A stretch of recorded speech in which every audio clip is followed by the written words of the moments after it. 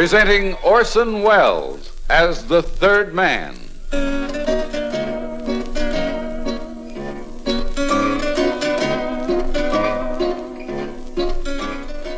The Lives of Harry Lime, the fabulous stories of the immortal character originally created in the motion picture The Third Man, with zither music by Anton Karas.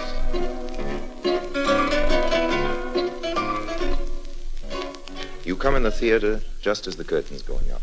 The band's playing something exciting, Latin American.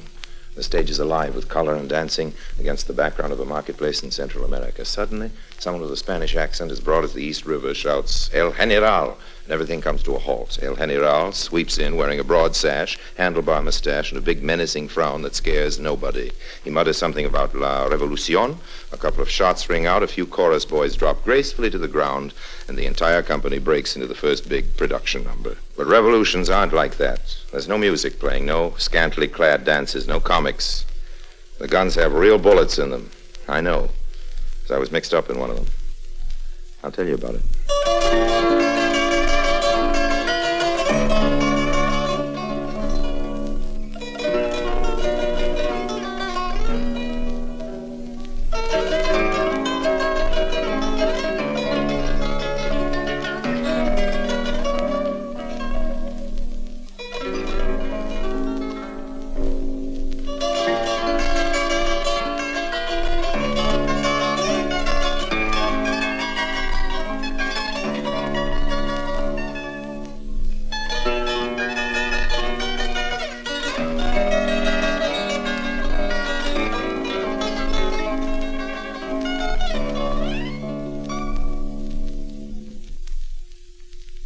And now, Orson Welles as Harry Lime, the third man in Pursuit of a Ghost.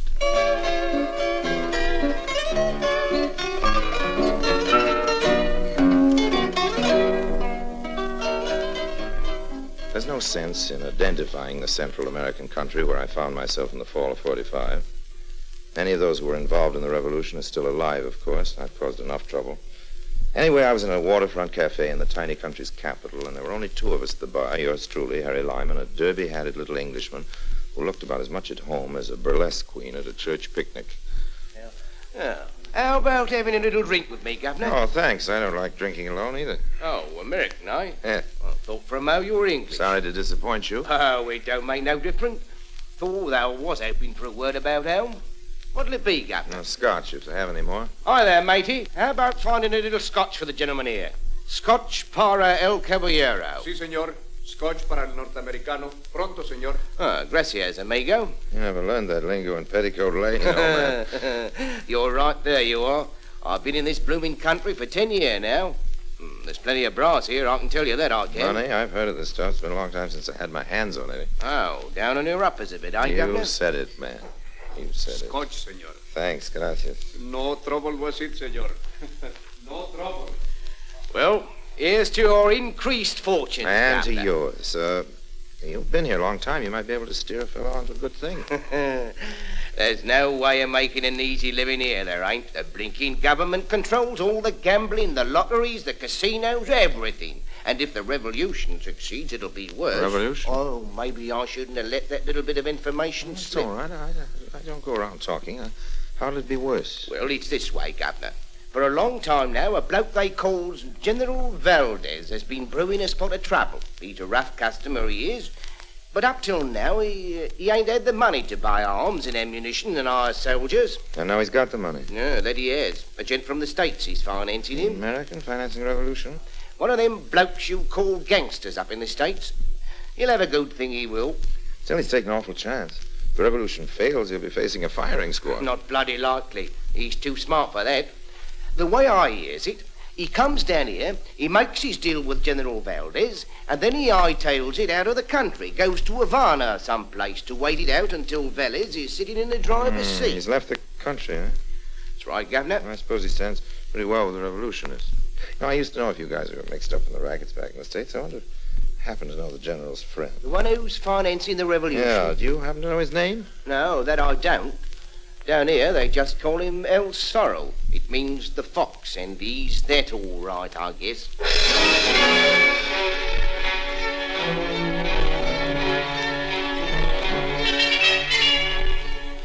The way I saw it, this New York gangster wasn't going to be the only foxy guy to make a good thing out of the revolution. The important thing was to make contact with General Valdez first. Half a dozen different kinds of pitches went through my mind as I headed for his stronghold. You are a friend to El Zorro? That's right. I'm glad we're both on the same team. I'd hate to have a fight with you. Huh?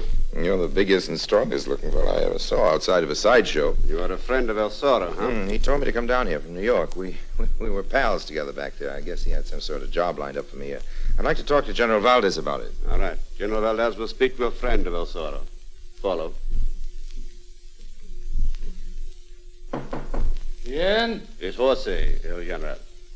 Entre usted, por favor. This senor is friend to El Zorro. He tell him to come here. He told you to come here? They were close friends in New York. I see. He wrote me all about you. Said he thought we'd speak the same language. We ought to get acquainted. When did he write to you? Oh, well, it was quite a little while ago, but I was tied up when the letter came. I got down here as soon as I could. You were tied up?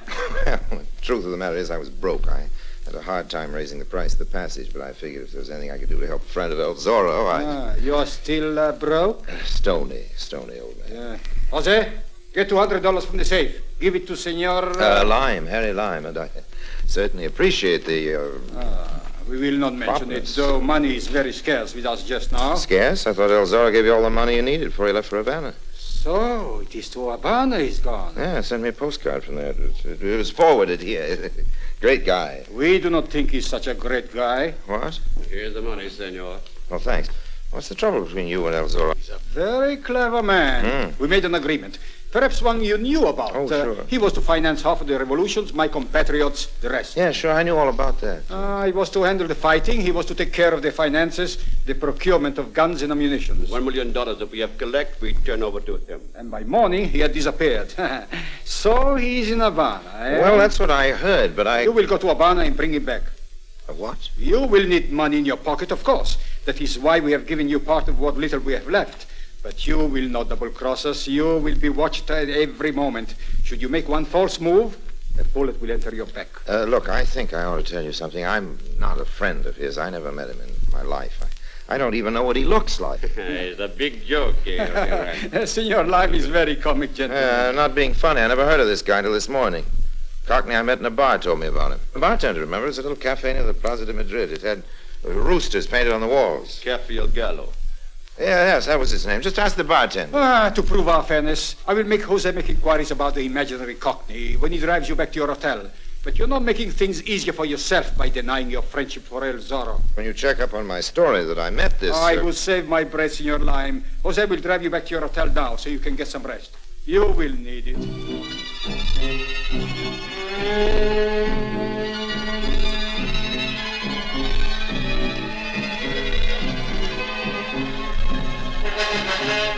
When the gargantuan Jose dropped me at the hotel, I went in one door and out the other, and then I hurried to the railway depot, bought a ticket on the first train out, which wasn't until 3 a.m.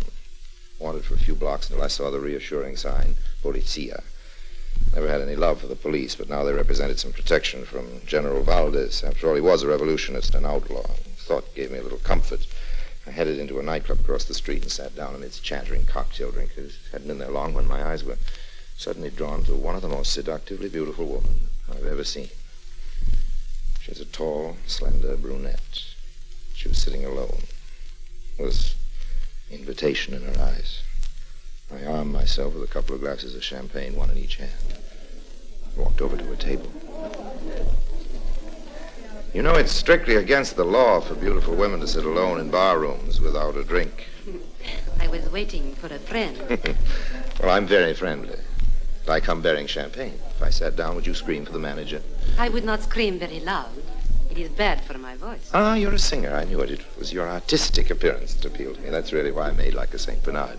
Well, I would like a drink, but you look more like El Lobo to me than a St. Bernard. El Lobo is the wolf in Spanish. And you don't like wolves in any language, you know? No, I don't mind. As long as their claws are not too sharp. Some girls pretend they do not like the roving males, but women are all complimented by attention. I like wolves like you. I love your frankness. What's your name? I am Consuelo. And you? Harry. To Consuela and Harry. Hey, wonderful, Consuela.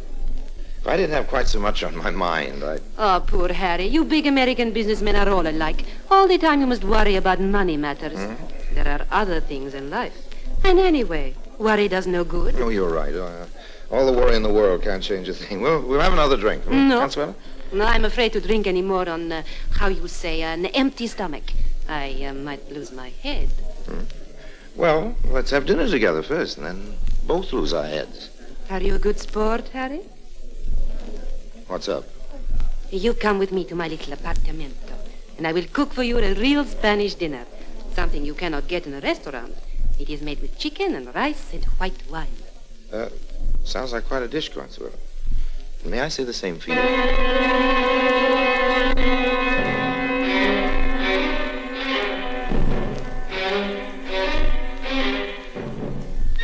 When she'd given the cab driver her address, Consuela slithered back in the seat and melted in my arms.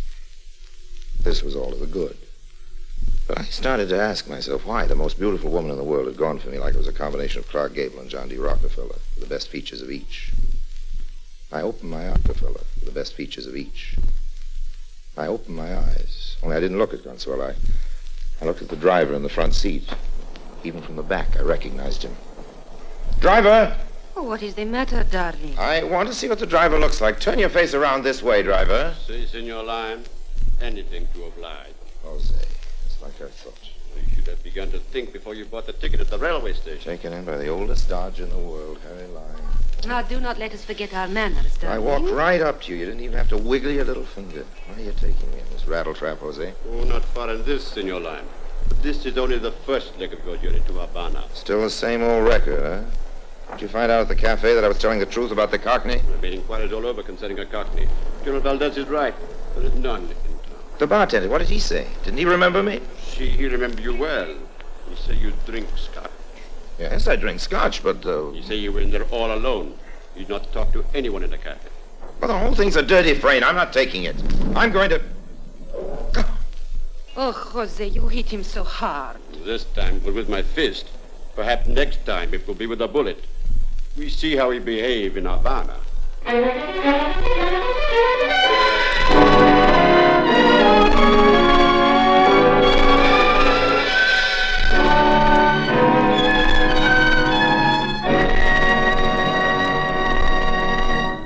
Orson Welles returns in just a moment as the third man.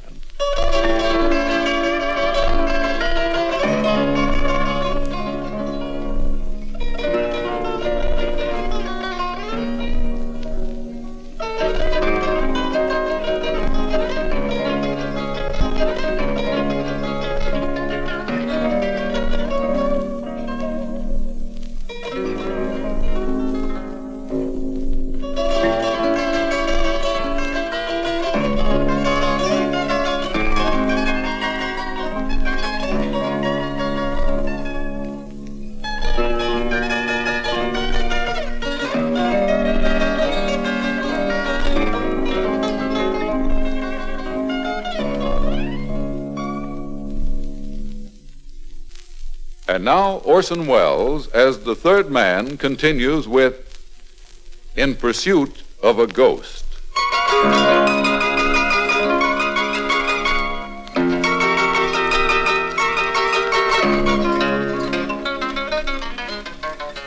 Everything was black and purple, with nice little polka dots of green light. This went on for a couple of 1,000 years. Then I realized I was lying down and the bed was soft, but it kept pitching, sliding out from under me. I could feel the throb of a ship's motor. He's waking up, General. For a while I thought you never would. I hate pulling a line as old as this, but where am I? We are on our way to Havana, Senor. Yeah, I guess that. But this ship. A private yacht a friend was kind enough to lend us. We are the only passengers aboard, and the crew are all very loyal to me. That should answer what you really want to know. You're going ashore to find your friend, to bring him and the money back here. Jose and I will wait on the yacht for you. Jose's a very rough-looking customer. Yes, Jose, I think you could influence my friend more easily than I. Neither Jose nor I dare show our faces in Havana.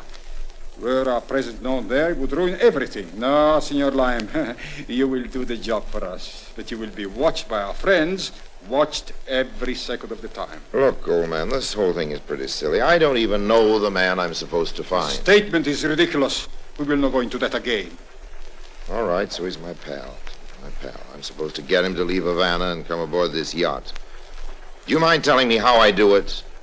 That is your problem, senor. But I can tell you this. If you fail, you will not leave past tomorrow night. By 2 in the afternoon, I checked in at the Hotel Nacional, wandered along the Prado looking at all the sidewalk tables for somebody who might look like a resourceful New York gangster. And I'd consumed half a dozen daiquiris at Sloppy Joe's, but I wasn't any closer to the solution of my problem, finding a man I didn't know, making friends with him, and persuading him to tuck $1 million in his pocket and come aboard a strange yacht. But if I didn't get back to the yacht with him, well, there wasn't any sense in speculating on that. I'd seen the look in Valdez's eyes. The general was playing for keeps. I walked for endless miles. I took buses. I traveled by cab. Finally, at 3 a.m., I landed about 4 miles out of the city on a little street they call Hot Dog Alley, a sort of skid row lined with Roomba palaces. And there, at a table in one of the noisiest of the joints, I saw him. I knew it was him, tall, dark, and just reeking with rotten money. Also sitting beside him, holding his hand and nuzzling up to him, was Consuela.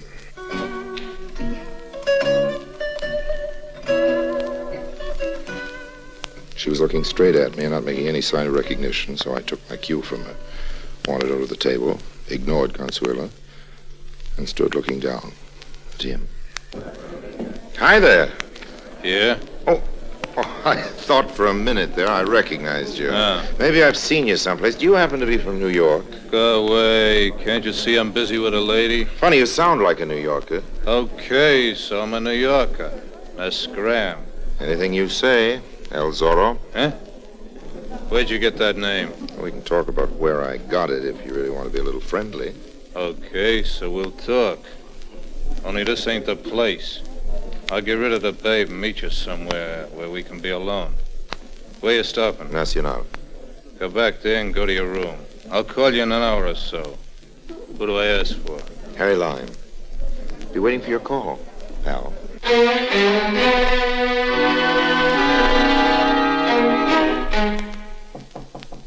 Who is it? It is Consuelo. Let me in. All right, babe. So now you're in. Comes next. Please, we have not much time. Please do not fight with me. I did not know they were bad men, honestly. They said it was some sort of a joke on you, that you were a big businessman and you were working too hard, that they had planned for you a little vacation and you did not want to go. And then you flew down here ahead of me to help me enjoy my vacation, only you happened to bump into El Zorro before I got here. General doesn't even know you're here, huh? Checking up on El Zorro and me. Oh, you fool. They do not know that I am in Havana. They double-cross me. They do not pay me. So I fly down here for myself, like you say, on my own. I want that money. Looks like money's getting to be a very popular thing. What am I supposed to do, steal it for you? Listen, Harry. El Zorro dropped me near where he thinks I live about 10 minutes ago. He was going back to his hotel to call you. What's his real name? What hotel's he at? His real name is Pietro. He calls himself Pete. He's staying at the La Paz. And he keeps the money right in his room. I know that. So? When he calls, you get him to meet you here. You keep him away from his hotel for half an hour. And I get the money. How nice. Then you lose him some way. You meet me at the airport. We get a private plane. And we fly to Europe. Just you and me. You and me and $1 million, Makes a pretty picture. Okay. Harry, what is wrong? Why are you looking at me like that? Don't you trust me, Harry? What do you think?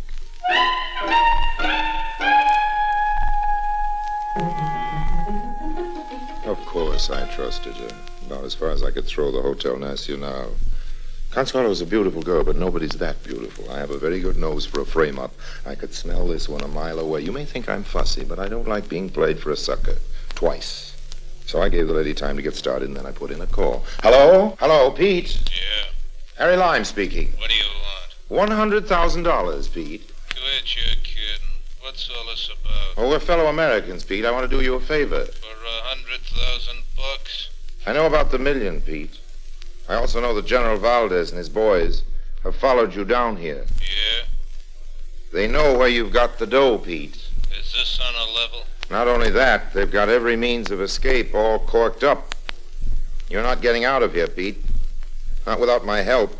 What can you do, Lime? I can get you out of Cuba alive. I want a fast answer, old man. Let's not quibble over money. You're getting a bargain, 100,000. I slip you out of Cuba into some spot where you'll be safe. I have my own yacht and a crew I can trust. How do I know you're telling the truth? Easy, because I'm giving you my first tip-off for free. That girl you were with tonight. Yeah? Well, old man, she's one of the gang. She's on her way to your place now. Wait 10 minutes, then leave your hotel, give her a chance to get in, then go back. You'll find her going through your things. Dirty little... I'll give you a chance to settle things with her, and then I'll call for you. Have your things with you, including my 100 grand. It's a deal, Harry Lime. You're a pal.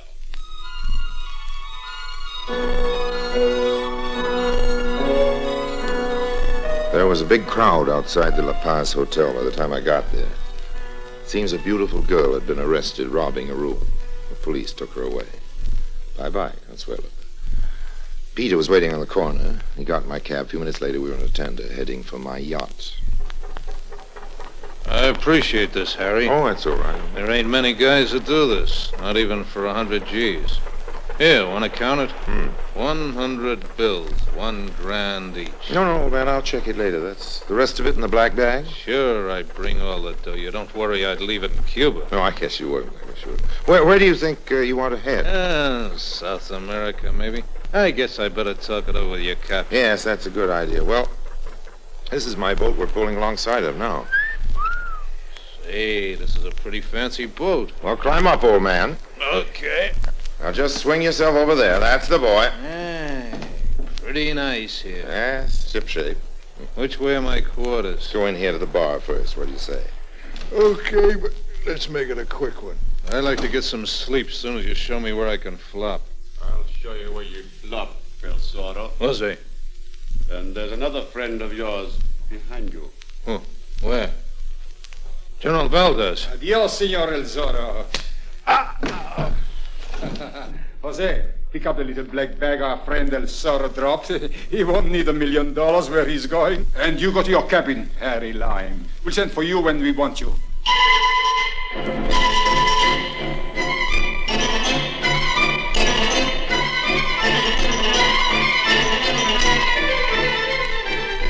I've never been very fond of unnecessary arguments, so I went down to my cabin, threw myself on my bunk. I hadn't eaten since I landed in Havana and I had too much to drink, but it wasn't only the liquor, I was tired, too. Dead tired. Dimly I could hear the anchor being raised and engine starting up, and then suddenly all Hades broke loose. Now,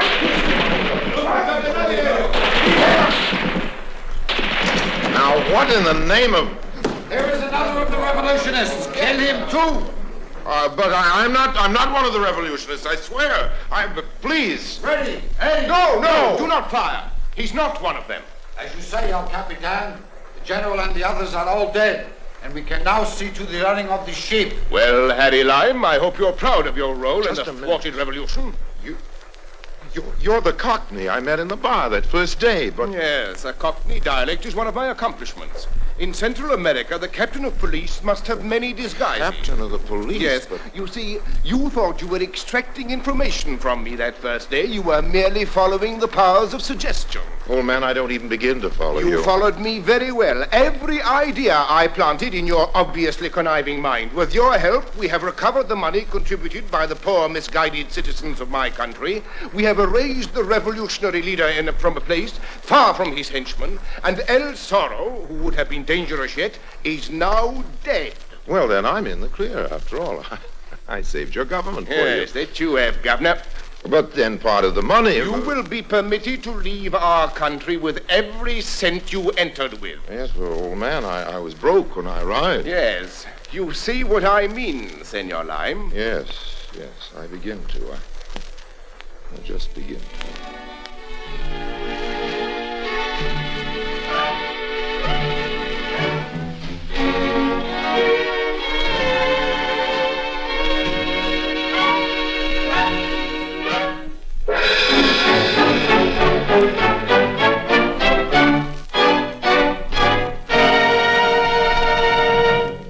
Harry Lime returns in just a moment.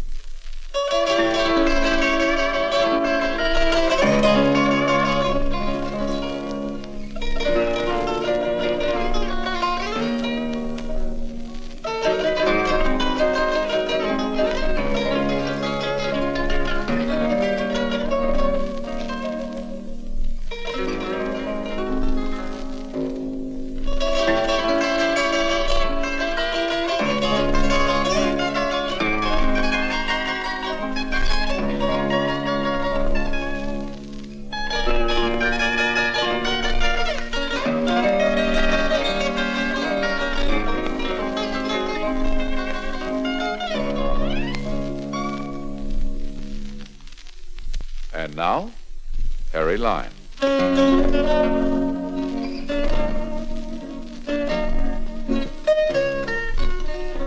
My only comfort was the cozy feel of a roll of greenbacks, 100 grand warming my breast pocket. Ernie was a smart cop, but he didn't know about that. But we do, don't we?